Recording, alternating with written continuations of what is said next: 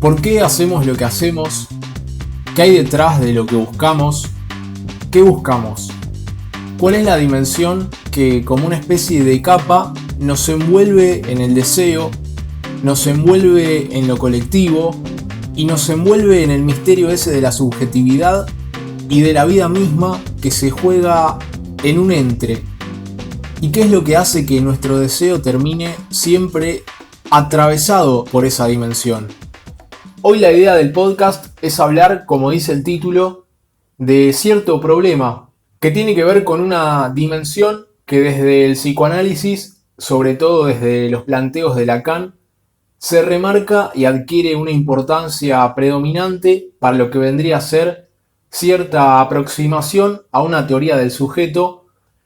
Si bien es cierto imposible hablar de la subjetividad en general y al mismo tiempo hablar de la teoría del sujeto del psicoanálisis, porque al tomar el abordaje del psicoanálisis se hace un abordaje que tiene que ver con el lenguaje en un lugar especial, con el acento en que todo es lenguaje y con el acento en que no hay un saber último, como podría pensarse que existe como horizonte en la filosofía o en ciertas concepciones que tienen que ver con cierta búsqueda de verdades o de conocimientos que al hacerse siempre suponen un otro completo, es decir, suponen la posibilidad de llegar a un determinado punto en el cual el conocimiento se revela como un conocimiento acabado, como un conocimiento que puede sistematizarlo todo y digamos con cierta fe en el lenguaje.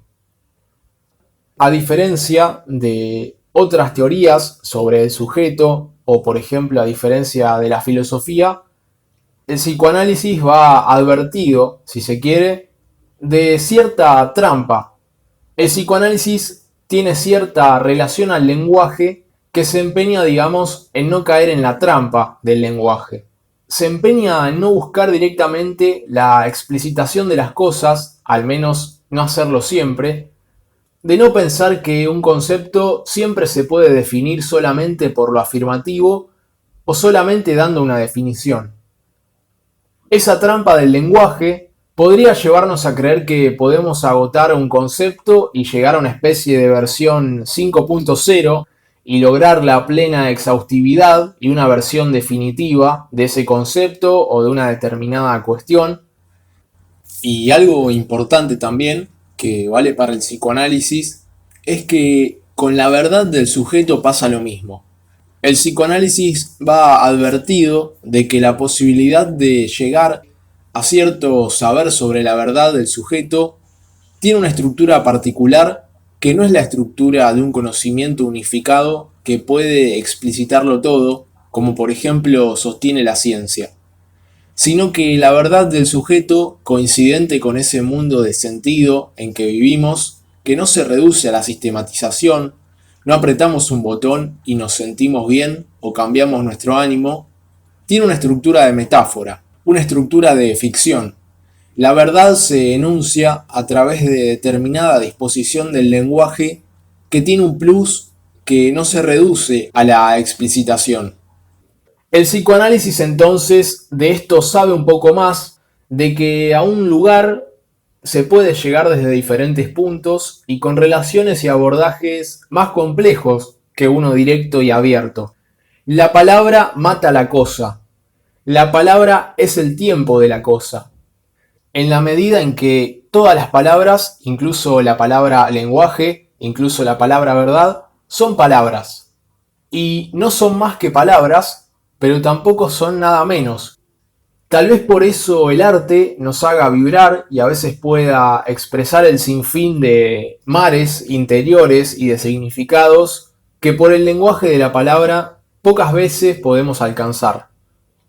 Por eso nunca podemos decir el deseo. El deseo siempre se escapa, al igual que su satisfacción. Siempre se renueva y cuando creemos que vamos a lograr, digamos, saciarlo, aparece en otro lado. Lo mismo pasa con el lenguaje y con las palabras, con esa búsqueda incesante de querer decirlo todo. Este podcast, por ejemplo, ¿no va un poco a ese lugar, a esa búsqueda siempre infructuosa de querer decirlo todo. Entonces, sin volarnos tanto, la cuestión es que el psicoanálisis, tal vez comparado con otras disciplinas, va un poco más advertido de esta función del lenguaje y de no buscar al menos todo el tiempo cierta definición última de las cosas. Cierta definición última de las cosas que en lo subyacente está suponiendo que existe cierto saber total o cierto sujeto completo. El puerto de llegada del sujeto es el viaje mismo.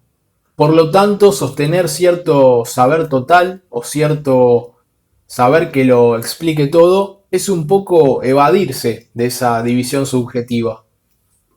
Y si bien es un planteo y un concepto de psicoanálisis, la idea del otro, del gran otro, puede también contribuir a cierta pregunta más en general por la subjetividad, por la riqueza de los planteos del psicoanálisis.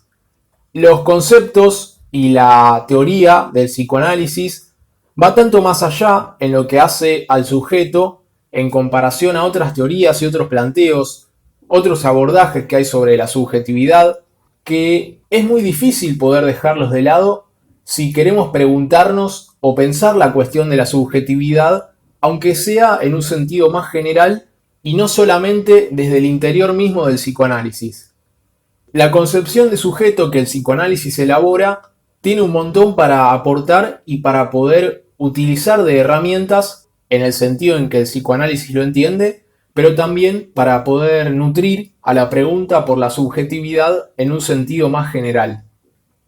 El punto del podcast de hoy es poder hablar de esa dimensión que hace que todos estemos incluidos en cierto universo que es único porque es solamente propio de la dimensión de lo humano, de nuestro orden tan extraño, nuestro orden cultural y a la vez simbólico, metafórico, que nos incluye y que dota, si se quiere, de cierto sentido o dota de significación a nuestra realidad, pero que también a veces nos es extraño y nos es hostil, y abordar desde el psicoanálisis esa dimensión que tiene que ver con el otro, con el gran otro.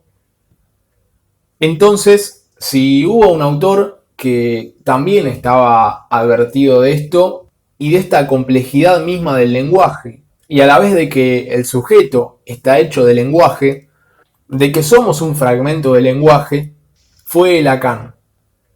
Ese psicoanalista francés del que Foucault dijo en una entrevista, cuando le preguntan sobre Lacan y la complejidad de sus escritos, de sus seminarios, y Foucault le contesta al entrevistador sobre el hermetismo de Lacan, que el hermetismo de Lacan tenía que ver con que él quería que la lectura de sus textos no fuera simplemente una toma de conciencia de sus ideas, sino que Lacan quería que el lector se descubriera a él mismo como sujeto del deseo a través de esa lectura, y que Lacan quería que la oscuridad de sus escritos fuera la complejidad misma del sujeto, que el trabajo necesario para comprenderlo fuera un trabajo a realizar también sobre sí mismo.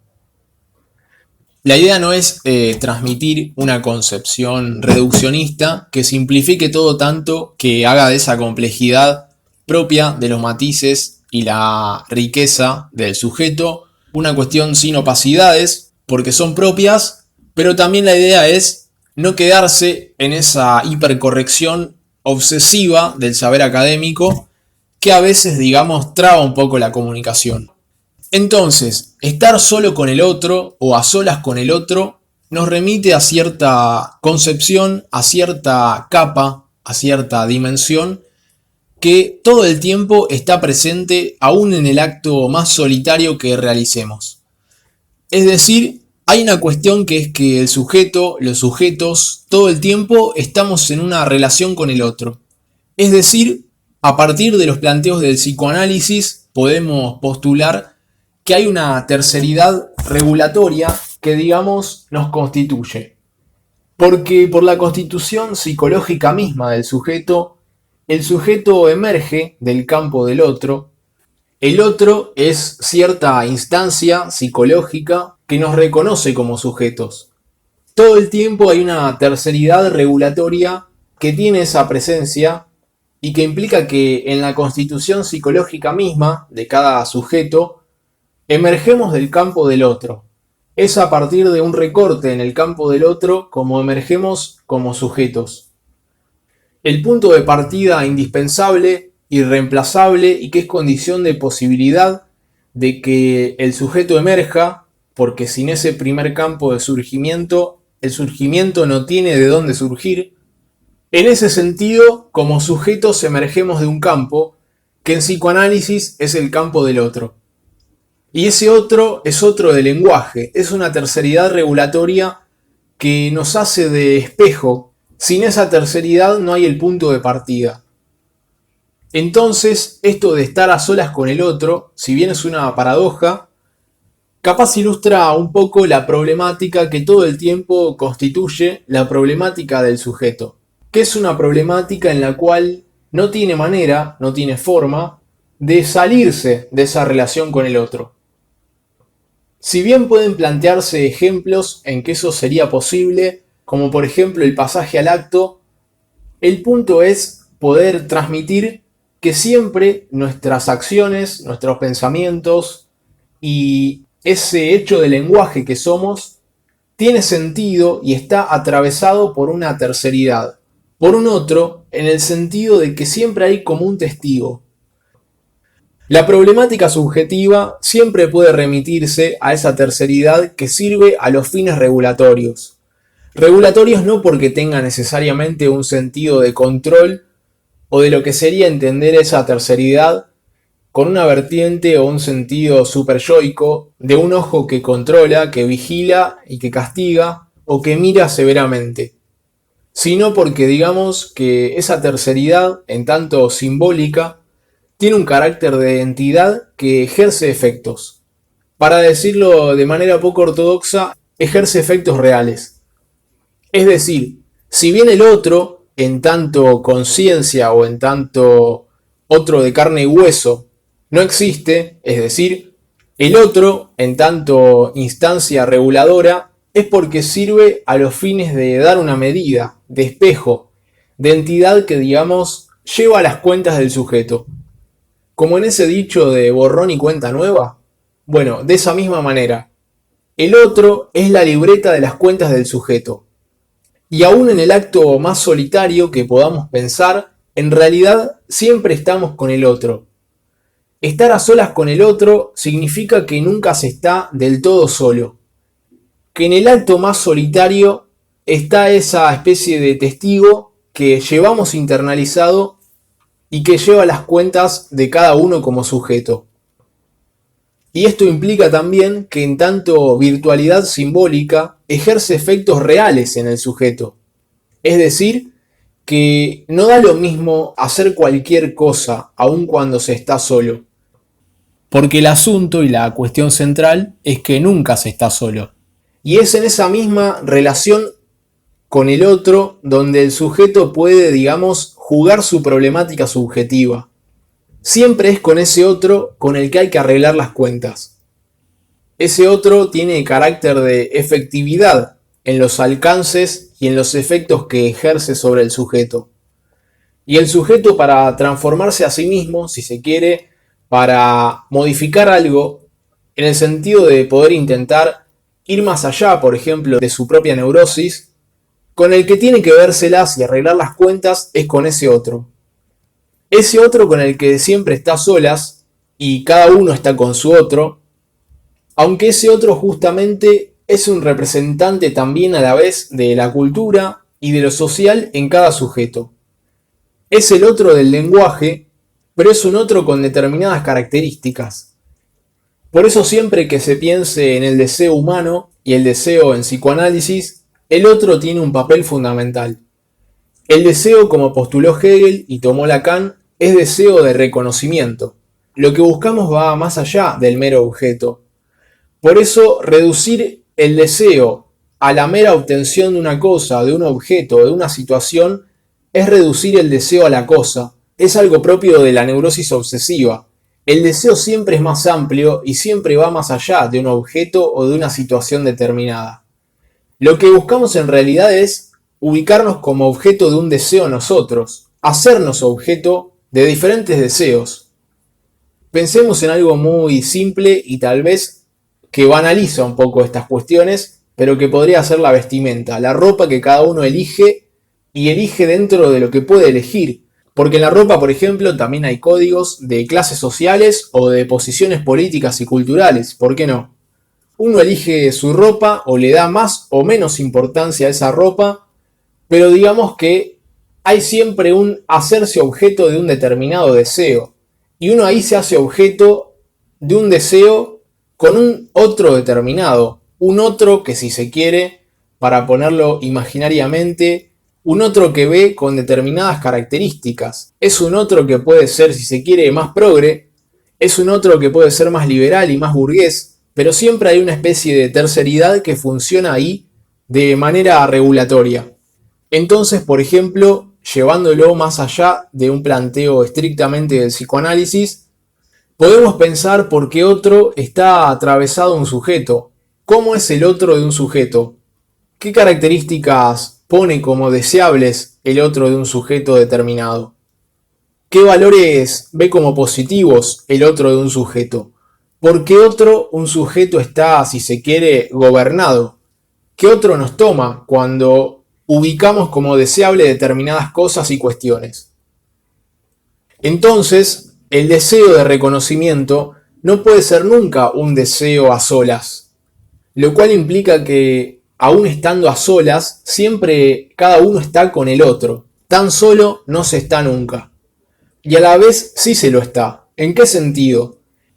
En el sentido de que ese otro, que encarna en cada subjetividad de una manera particular, con avatares, con rasgos, con tendencias, con acentos y marcas particulares, que es lo que le dan el carácter a cada subjetividad, implica un atravesamiento de discursos de diferentes fuentes que es único. Cada uno está, si se quiere, no para ponerlo en términos valorativos, está muy solo con su propio otro, pero nunca está solo porque siempre está con su otro. Y a la vez ese otro es absolutamente particular. Es el otro con que cada sujeto puede tener que vérselas en algún momento de su vida, o puede también elegir no vérselas nunca, y eso no va a hacer que ese otro deje de estar ahí. El otro es el gran otro del lenguaje. Es un otro que nos atraviesa y que de alguna manera nos habla. Y también, en un sentido más amplio, es un atravesamiento de discursos que son de padres, de madres, de criadores, de familiares, de amigos, de parejas, de desconocidos, ¿por qué no? Y también de clase social, de posiciones micropolíticas, de cómo hacer cosas en lo cotidiano, de saberes hacer con el tiempo, por ejemplo, de usos, de hábitos y de gustos. Ese otro es único de cada subjetividad y a la vez es una representación de la cultura. Por eso cada subjetividad se las puede ver solamente con su otro, digamos. Es con ese con el que juega el partido. Es a través de ese o contra ese o junto con ese como puede buscar su estilo, su manera de hacer, bien artesanal todo. Entonces, para poder cerrar el podcast, la idea era compartir cierta conceptualización y cierto concepto, que es el concepto del gran otro o del otro, que viene del psicoanálisis y que no solamente es una categoría utilitaria en lo que hace al interior del psicoanálisis y a la clínica en sí, de lo que puede tener que ver con el caso por caso individual o de una persona que consulta a un psicoanalista por alguna problemática o algo que no puede solucionar. Sino que la idea era también, ¿por qué no?, poder usar esa categoría para poder pensar algunas cuestiones un poco más amplias de la subjetividad que también trata el psicoanálisis y que el psicoanálisis no es que las deja de lado o las pasa por alto, pero que sin embargo aparecen, por ejemplo, en otros mundos como puede ser la sociología. La categoría del otro sirve para poder, si se quiere, pensar que cada sujeto con el que juega el partido es con su propio otro y que ese otro de cada sujeto tiene unas características particulares y singulares que atraviesan un montón de órdenes de la vida que no necesariamente tienen por qué resolverse o resumirse en lo familiar. Si bien lo familiar también está atravesado por micropolíticas, por cultura, por clases sociales, por mandatos, por escalas de valores y por estilos, pero me parece que ese concepto del otro puede salir a dialogar con un montón de otros órdenes y cuestiones que podamos querer incluir bajo ese concepto y ese paraguas del otro, no solamente en el sentido del otro del lenguaje. Estar a solas con el otro es estar a solas con un montón de determinaciones que el sujeto, si quiere y si puede, como sea que pueda, si es que puede intentar identificar y conocer y de alguna manera poder hacer, intentando ir más allá de esas determinaciones o, para decirlo de otra manera menos rígida, condicionantes. Pero son de lo más propio de cómo encarna, de cómo se incorpora en cuerpo y en lenguaje en cada subjetividad.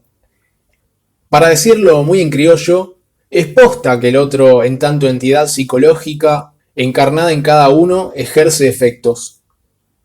El sujeto puede intentar evitarlas o no confrontar, pero esas cuentas digamos que siguen ahí. Y el punto no es que adquiera cierto matiz de control esa acepción del otro, sino que representa las cuestiones más medulares de cada subjetividad y las cuestiones que de alguna manera vale la pena elaborar por ser justamente las cuestiones más fundamentales de una subjetividad. El sujeto puede evitar o no confrontar esas cuestiones y también puede pasar que no sepa que no las está confrontando o que no sepa que las está confrontando erradamente. Tal vez una cuestión que se pueda rescatar es por dónde van las preguntas de las cuestiones más medulares de la subjetividad. Para el psicoanálisis es en el despliegue del discurso donde se puede ir trazando cierto mapa de cada sujeto y de ese propio mundo de palabras. En la repetición se puede llegar a encontrar que lo sobredeterminan y que marcan, si se quiere, cierto destino, que para el psicoanálisis se puede trabajar. Tal vez simplemente para ver que surgen nuevas encrucijadas y nuevas cuentas, pero de eso puede ser que se trate la cosa. Para dar un ejemplo que no tiene tanto que ver con el psicoanálisis, pero a la vez este autor del ejemplo que es Pierre Bourdieu, un sociólogo muy de vanguardia, que es muy actual y que falleció hace poco, da un ejemplo en un documental que se puede encontrar en YouTube, que es un documental que salió por Canal Encuentro, que se llama Grandes Pensadores, en el que él encuentra, haciendo una investigación para trabajos de sociología, diferentes exámenes de filosofía que un profesor en una universidad de Francia corrige, y corrige no poniéndoles calificación numérica, sino poniéndoles adjetivos a sus estudiantes. Entonces, lo que Pierre Bourdieu encuentra al revisar estos exámenes que el profesor de filosofía corrigió en una universidad de Francia, es que a una alumna le pone en la calificación de su parcial muy servil, y cuenta después que esa alumna era hija de una ama de llaves. Entonces, ¿qué dice Bourdieu? Bourdieu dice que a la manera del inconsciente freudiano, lo que se traslucía en esa, si se quiere, calificación del profesor de filosofía hacia su alumna, es que había cierta especie de saber inconsciente que se revelaba y que salía a la luz, en el cual la posición en el lenguaje de la alumna del profesor de filosofía era una posición que hacía un uso del lenguaje que era, si se quiere, poco apropiatoria, muy servil, le pone el profesor.